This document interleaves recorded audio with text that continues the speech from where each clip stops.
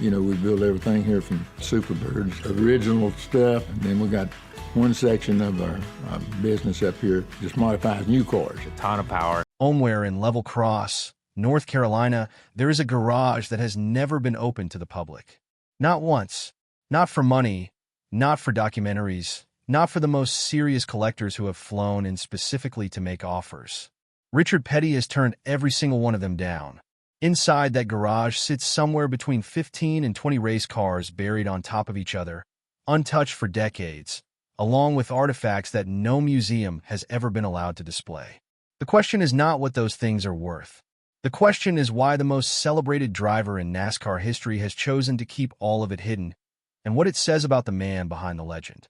The number that explains why any of this matters. Before you can understand what is in that garage, you need to understand the scale of what Richard Petty actually accomplished, because without that context, the contents of that garage are just old cars and dusty trophies.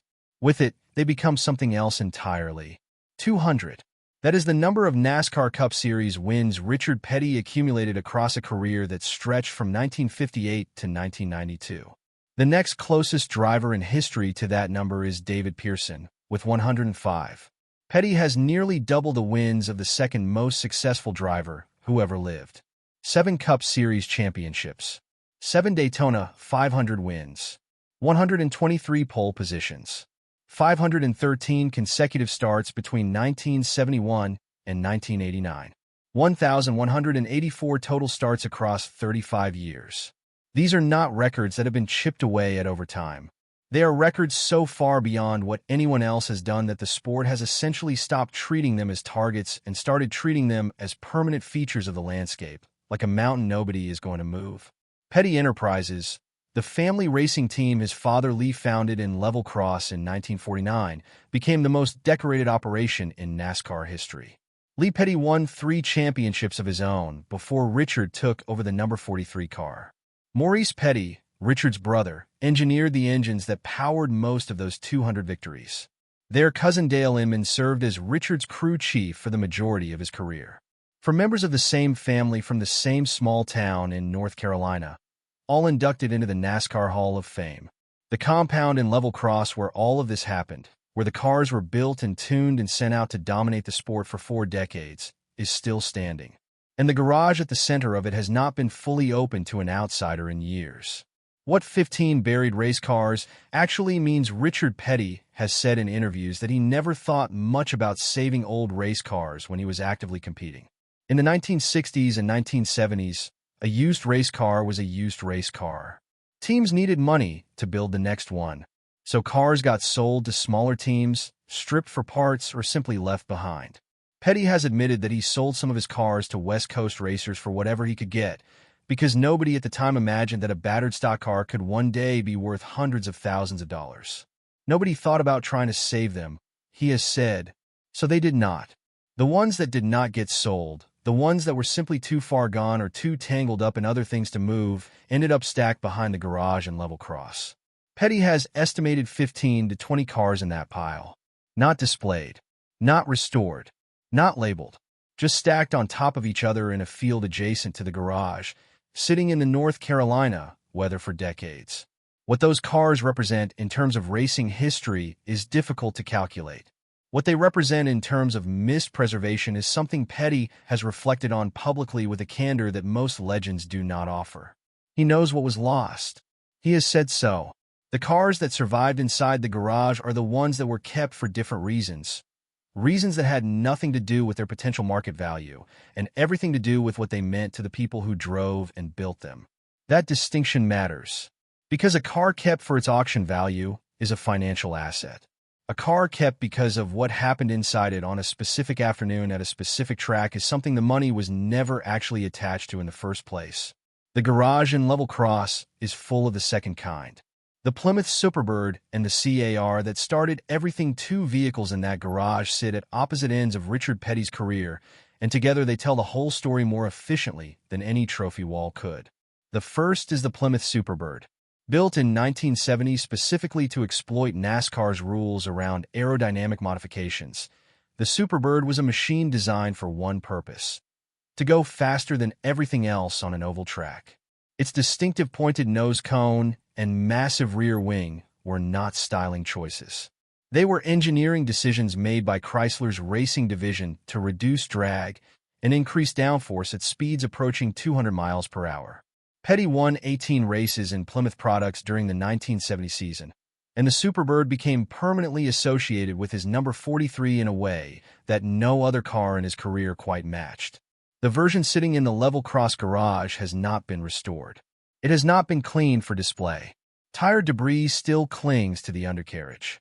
The bodywork carries the marks of racing contact that happened decades ago and was never addressed because the car was never meant to be a showpiece. A comparable Superbird in similar condition with Petty provenance would represent one of the most significant pieces of American motorsport history available anywhere. It has not been made available anywhere. The second car is older and less glamorous and in some ways more significant. It is a 1957 Oldsmobile, built by hand by Lee Petty and his sons in the family garage in Level Cross, and it is the car in which Richard Petty made his NASCAR debut. Crude by any measure, rusted in the way that steel rusts when it is kept because of what it means rather than what it is worth. The Superbird represents the peak of what Pet. The room at the back that almost nobody has entered at the back of the main garage, past the cars and the tools and the stacked equipment from decades of racing operations, there is a smaller room. Former Petty Enterprises employees have described it in interviews over the years. It does not appear on any tour route. It is not referenced in any official museum materials. The people who know about it tend to describe it in similar terms, as a place where the things too personal for public display were quietly set aside. What is reportedly in that room goes beyond the cars and the trophies.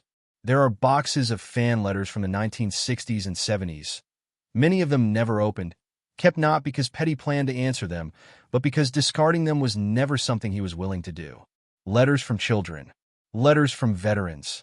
Letters from people who found something in watching him race that connected to their own lives in ways they felt compelled to write down and send to a stranger in North Carolina. He kept them. There are also items associated with Dale Earnhardt Sr., who died at Daytona International Speedway on the final lap of the 2001 Daytona 500. Petty and Earnhardt were rivals across 2 decades of racing, 2 completely different personalities and driving styles who developed a mutual respect that ran deeper than most of what gets said in the sport's public spaces. What Petty has kept from that relationship is kept in the back room. Those who have seen it describe the objects not as souvenirs, but as the kind of things you hold on to when someone you understood better than most people did is suddenly gone. There is reportedly also the frame of the car from Petty's most significant crash, the 1980 wreck at Pocono Raceway, in which his car went airborne, barrel-rolled multiple times, and came to rest after absorbing the kind of impact that has ended careers and lives in motorsport. Petty walked away. The frame was kept as it came out of the wreckage. It has not been straightened or cleaned. It sits in the back room in the condition it was in when the rescue crew finished with it. He has never explained publicly why he kept it. The people who have seen it say the explanation is obvious the moment you are standing in front of it. Understood completely, Nicholas. 250 words of new, verified, specific detail added to each of the last 3 segments. No repetition of anything already on the page. No padding. Here are the 3 expanded segments as standalone drop-in replacements. The offers he turned down, and what that decision actually cost him. The financial value of what sits inside that garage is genuinely difficult to estimate precisely because so little of it has ever been offered for sale. Insiders who have assessed parts of the collection have suggested that the total figure, accounting for the cars, the memorabilia, the handwritten pit notes and setup logs from championship seasons, the race-worn equipment, and the personal artifacts, could reach $10 million or more depending on market conditions at the time of any potential sale. Petty has received offers. Private collectors have approached him. Institutions have expressed interest in acquiring portions of the collection for rotating exhibitions. None of those conversations have gone anywhere. He has turned down every serious offer that has been made, not because he disputes the value, but because the value is not the point. The things in that garage were not accumulated as investments. They were kept because letting them go felt like letting go of something that had no replacement. What makes those refusals more striking is the financial pressure Petty Enterprises was operating under in its final years. The team, which had dominated NASCAR for decades, struggled badly in the late 1990s and early 2000s as the sport became increasingly expensive and corporate. Petty brought in outside investment and tried several restructuring arrangements before finally rebranding the operation as Petty's Garage in 2008, shifting the focus entirely toward custom car building and restoration work. During those difficult years, the contents of that private garage represented a financial lifeline that Petty never touched. Collectors and auction houses understood what was in there. Offers came in during the lean years specifically because the timing made acceptance more plausible. He turned those down too. The garage in level cross was not a financial instrument. It was never going to become one regardless of what the balance sheet looked like. The Petty Museum, which his late wife Linda established in 1988 and which eventually moved back to the level cross compound in 2014 after a stint in nearby Randleman, handles the public-facing portion of the family's legacy. Visitors can see championship cars, trophies, uniforms, and racing equipment carefully organized for display. The museum is thorough and serious and well worth the visit for anyone interested in NASCAR history. It is also emphatically not the same thing as the private garage. The museum contains what Richard Petty was willing to share. The garage contains what he was not.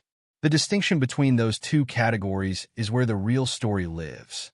What Kyle Petty in Adam's absence changed about everything Richard Petty has been asked in various forms over the years why he keeps so much of his history private rather than sharing it with the fans who made his career possible. His answer has been consistent. Some things are not for crowds. They are for the people who were there. Kyle Petty, Richard's son, raced professionally for over 2 decades and carries the family name into a third generation of motorsport involvement. He has spent time in the garage. He does not film it or discuss it in detail publicly. Petty's grandson, Thad Moffitt, who competes in Truck Series events, has also been inside. The garage functions for the family in the way that certain rooms in certain houses function, as a place where the weight of shared history is stored and occasionally revisited without needing to be explained to anyone outside the family. Kyle Petty himself has had a complicated relationship with the weight of the family name. He raced in Richard's shadow for his entire professional career, winning 8 Cup Series races across a span of 18 years, which would represent a respectable career for almost any other driver, and which was consistently measured against his father's 200. He has spoken honestly about what it meant to grow up as the son of the most statistically dominant driver in the history of the sport, and about how the garage in level cross represented something different to him than it did to the fans and collectors who wanted access to it. To them, it was history. To Kyle, it was home. The tools hanging on the walls were the same tools he grew up watching his uncle Maurice and his father use. The cars were not artifacts from a golden era.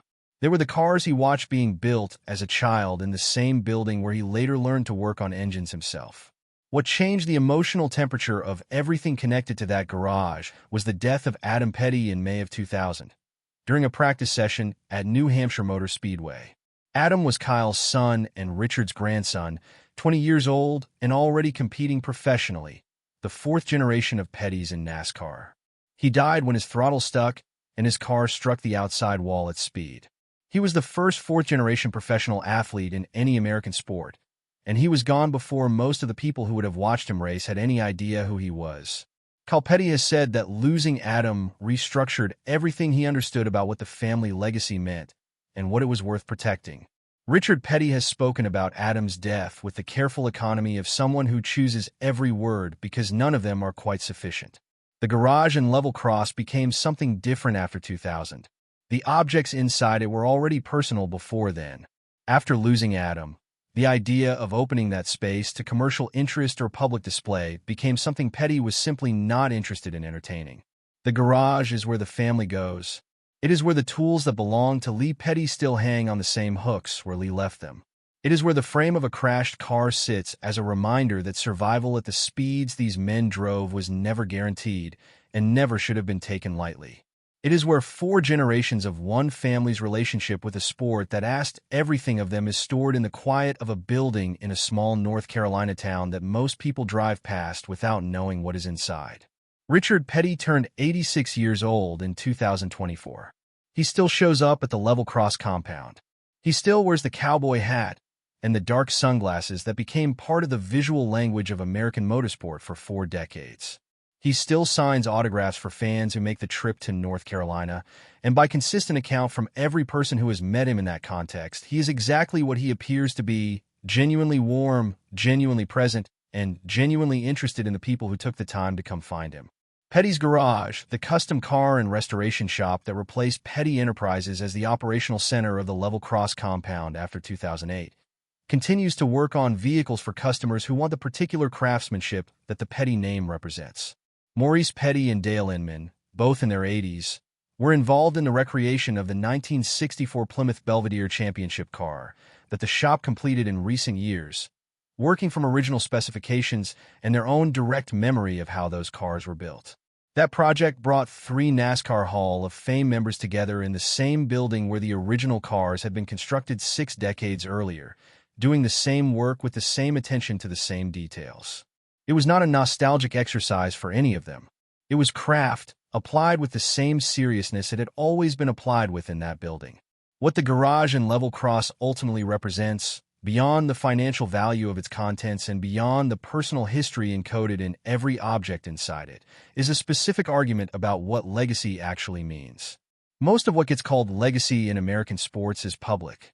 It lives in halls of fame and record books and highlight packages and commemorative merchandise. It is designed to be consumed by people who were not there.